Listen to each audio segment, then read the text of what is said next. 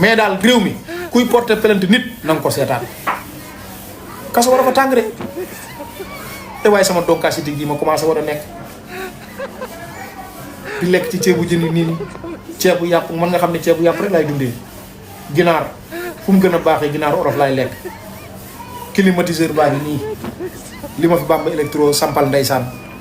di sedd di màjj guddeeg bëccëg tey ma war a dem fanaani ci tàngoor bee tey naka laay def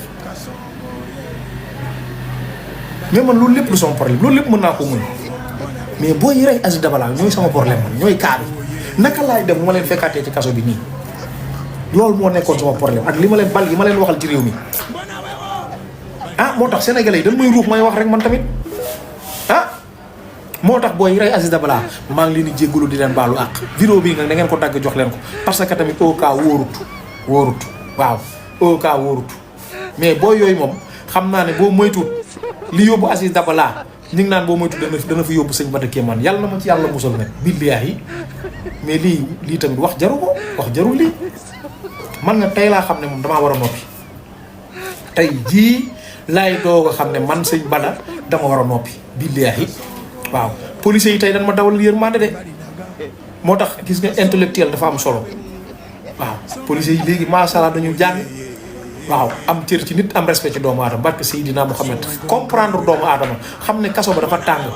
waaw soxlawul lii sëñ Bada nañ ko gracier garaawul dootu ko defati te man dootu ma ko defati banaa ko yooyu moom banaa ko léegi damay focus liggéey dama am combat war a bëree le 8 février taxaw leen ma ci ngeen jàppale ma rek bu soobee yàlla ci loolu laa ne mais yooyu moom yii yëpp banaa ko waaw yii yëpp ñàkk fay dee banaa ko mais dem moom barke Seydina Muhammad dama stressé wu moo tax maa ngi dégganteeg Serifa démb ndeysaan ak laa diba ñi ngi wax di xaw a jooy di xaw a triste maa ngi leen di defal sax naan leen bu leen jooy mais man dama stressé woon barke Seydina Muhammad tàngoor bii yéen mënoo leen sax comprendre li ma leen wax man maa xam kaso ba damay jaay dëgër fit nii rek mais bugguma fa dara barke Seydina Muhammad kaso bi moom fi mu doon xam nga lan laay séq ak ñoom colis yóbbu fa colis ak dem visite lii laa bëgg a séq ak ñoom ku may ñaanal ci lii na ma ñaanal ci lii laa séq ak ñoom jelmaan yàlla na leen yàlla génn ñoom ñëpp nag barke alxuraan karim ñu ñëw fekk ma ci biti ku namm sëñ Bada Kéemaan te nekk Rëbës yàlla nga ko nammante ak moom ci biti fekk ko ci biti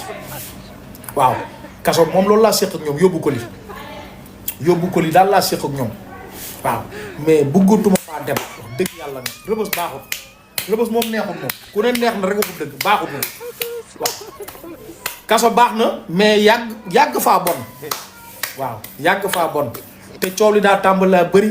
am Bada sëñ am sëñ Bada indi sëñ Bada te gars yi yàq nañ sama der ci autorité yàq der goo xam ne autorité dañoo yaakaar ne lu xew ci réew mi maa ko fi jiite maa koy jiite te fekk ne araam man nit ñi dañ may tooñ donc may réglé man tooñutuma kenn de nit ñee may tooñ maa ngi nii dama am procès le kañ le 24 septembre bii laa war a taxaw incha allah rabbi man ak le juge du désert ndeysaan ndeke ñoo war a nekk bokk bis moom tamit waaw affaire yi tombé waat na juge du désert yàlla na ko yàlla defal jàmm mu génn jàmm ak salaam ñoo bokkoon benn chambre ndeysaan maa ngi doon xalaat tey su ma demoon war ko fekki waat nii day doy waar juge du désert maa ngi moom ñoo war a taxawandoo jour boobu waaw Bamba électro waay nuyu naa la ñoo war a taxaw